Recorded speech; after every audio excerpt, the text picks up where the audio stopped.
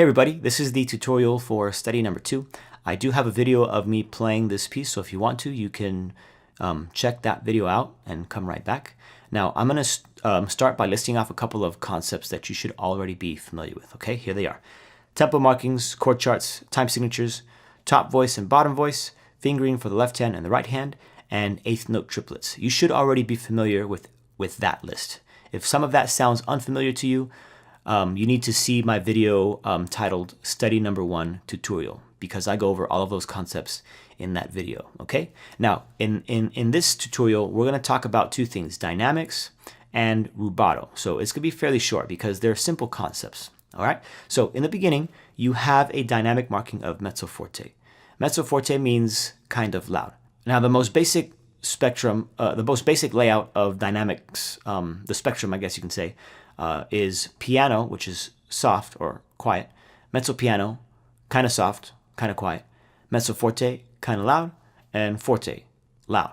And in the music, you see them as P for piano, MP for mezzo piano, MF for mezzo forte, and F for forte. And then on the extremes, the ends, the extremes, you have pianissimo, which would be 2 Ps, and then fortissimo, which would be 2 Fs. So really loud and really quiet. Okay, so you're going to start at a volume level of kind of loud according to the music. Now, really important that you don't play too loud, because if you play too loud and you need to get louder, you aren't going to have enough room to grow. And if you do have a little bit of room, it's not going to be effective and it's not going to be as expressive as it could be otherwise. So really important that if it says kind of loud, you make sure you give yourself a buffer so that you can get louder. All right.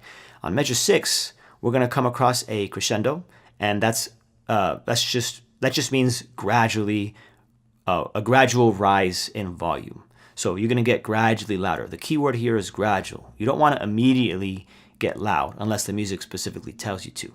In this instance, it's telling you to gradually get louder. And then on measure 7, you arrive at a dynamic marking of forte. So you're going to be loud now. Now you're playing loud. So again, this goes back to what I was saying earlier.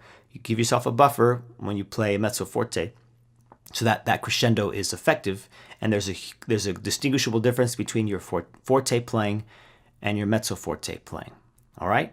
Now on measure 10, you're going to come across a decrescendo, and that's just the opposite. You're going to gradually, again, keyword is gradually, you're going to gradually get softer in your volume. Okay? And then on measure 12, you return to your mezzo forte. And that's basically the dynamics for this piece. So you're going to end at the volume that you started at. So it's a really simple study to practice that sort of swell, that getting louder and then getting quieter, returning to your original dynamic marking. At the end, you have a rit, which again means to gradually slow down. And then your last chord has this little squiggly mark. That's just a broken chord. So you're going to play that chord one note at a time. So I would start from, so you're going to start from the 5th string and work your way to the 1st string. So I would play the 5th and the 4th with the thumb, the 3rd string with my index, the 2nd string with my middle finger, and the 1st string with my ring finger. And just to get a reference, you can just check out my video, just go to the end, and you'll see how I play that so that you know what I'm talking about. Okay, so those are your dynamics, fairly simple. Now I want to talk about the rubato. So if you listen to my piece, here's what I want you to do actually. When you select that video, when you watch that video, study number 2, get a metronome, set it to 70, and time it with the beginning of the piece. And listen how I speed up, I go beyond the metronome, and then I slow down and I return to the metronome. And I believe once or twice I may even slow down a little too slow, but then again I return to the metronome marking of 70. This is called rubato. The idea behind rubato, well, first of all, rubato is a word that is derived from the word to rob.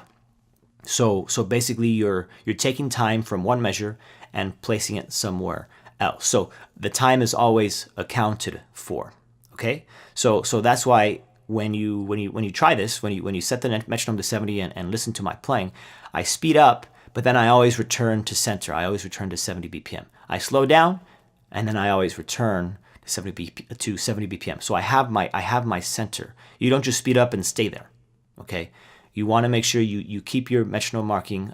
You keep yourself faithful to whatever the metronome marking is, and that's rubato. Okay, that's a really important concept. Really easy to understand, but sometimes it can be kind of hard to execute. It's going to take some practice. Okay, and that's pretty much it. That's all I wanted to talk about. So again, dynamics is the focus. So you sort of have this large crescendo and then returning to your original dynamic marking. And then you have this idea of rubato, where if you speed up, you have to slow down. If you slow down, you have to speed back up. You have to have your center. All right? If you have any questions, let me know. Hopefully that was useful information, and I'll see you in the next video. Take care.